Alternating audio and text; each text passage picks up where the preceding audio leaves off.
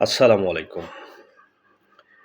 আজকে একটু বাঙালি জাতির ইতিহাস নিয়ে কথা বলতে মন চাচ্ছে। আর যেটা কথা বলবো এটা নির্বিজ্ঞানের কোনো ইতিহাস নয়। এটা রাজনৈতিক এবং ধর্মীয় শ্রেণীবিন্যাস। আমরা ছোটবেলা থেকেই জেনে আসছি বাঙালি জাতি দুই পদের।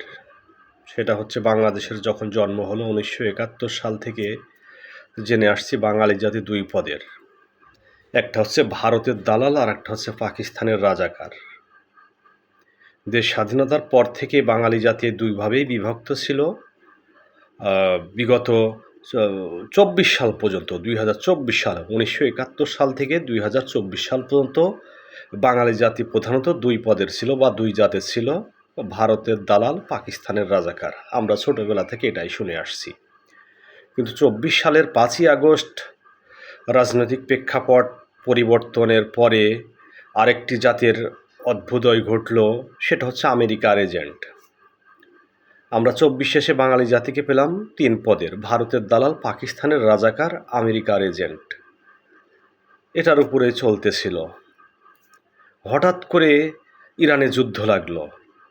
ইরানে যুদ্ধ লাগার পরে বাংলাদেশের ভিতরে আর এক পদের জাতের উদ্ভব ঘটল।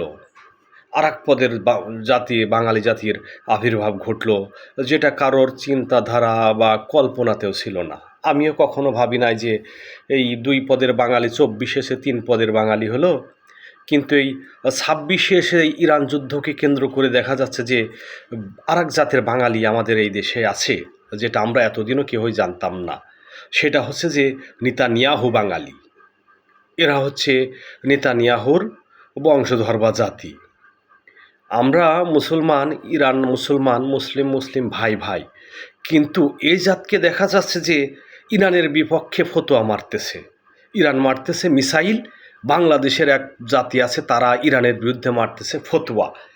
ইরানিরা কাফের, ইরানিরা মুসলমান না, ইরানিরা কত রকমের কথাবার্তা। তা যেন তেন লোক না, যেন তেন লোক না, মহা পণ্ডিত।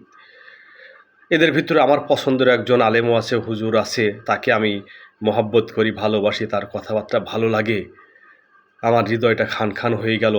তিনি ফতোয়া দিয়ে দিল হচ্ছে ইরানিরা মুসলমান না, শিয়ারা কাফের। তাহলে শিয়ারা যদি মুসলমান না হয়, কাফের হয়, তাহলে নেতানিয়াহুর বংশধররা তোমার আপন মনে হচ্ছে। যুদ্ধ চলছে ইসরায়েল আর ইরান, সেখানে তুমি ইসরায়েল নিয়ে কোনো কথা নাই, তুমি ইরান নিয়ে বোমা ফাটাইতেছো, ইরান নিয়ে এত বিদ্বেষ কেন রে ভাই? তুমি কি তাহলে নেতানিয়াহু জাতি? হ্যাঁ, এই যে ২৬ সালে সে দুই পদের, ৭১ সালে ছিল দুই পদের বাঙালি, ২৬ সালে সেই হয়ে গেল চার পদের বাঙালি। কি আজব ব্যাপার, কি আজব ব্যাপার! হ্যাঁ, ইরান একটা মুসলিম কান্ট্রি, তারা আমাদের ভাই, অথচ তারা যুদ্ধ করতেছে সমগ্র মুসলিম উম্মার জন্য।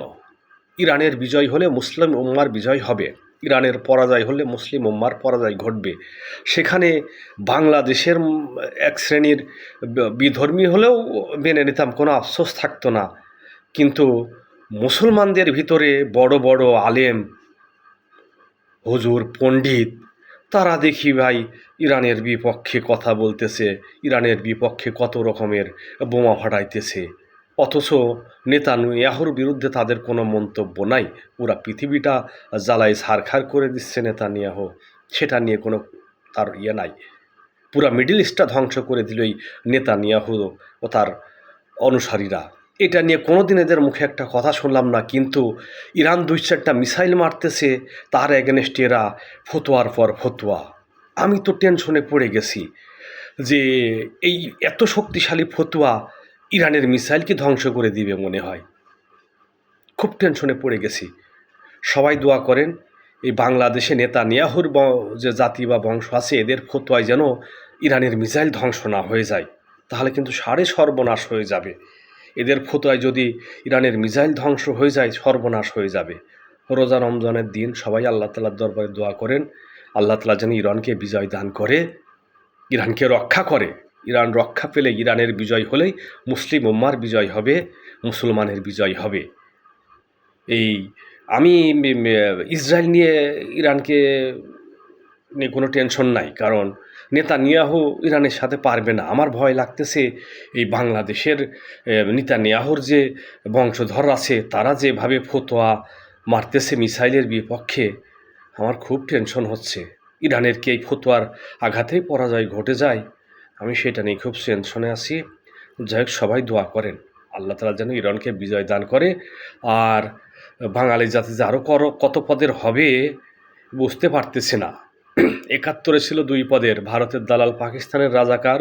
২৪-এ এসে পাইলাম আর একটা নতুন জাতি, আমেরিকার এজেন্ট। ২৬-এ এসে দেখি আবার নেতানিয়াহুর বংশধর এদেশে আছে। কাজেই আরও কত যে জাতের উদ্ভব ঘটবে বাংলাদেশে, সেটা বলে কয়ে পারা যাচ্ছে না। বড় টেনশনে আছি, মাথায় কাজ করতেছে না। রোজা রমজানের দিন কি বলবো আর কি করব বুঝতে পারতেছি না। কথা একটা, সবাই দোয়া করেন। আসসালামু আলাইকুম।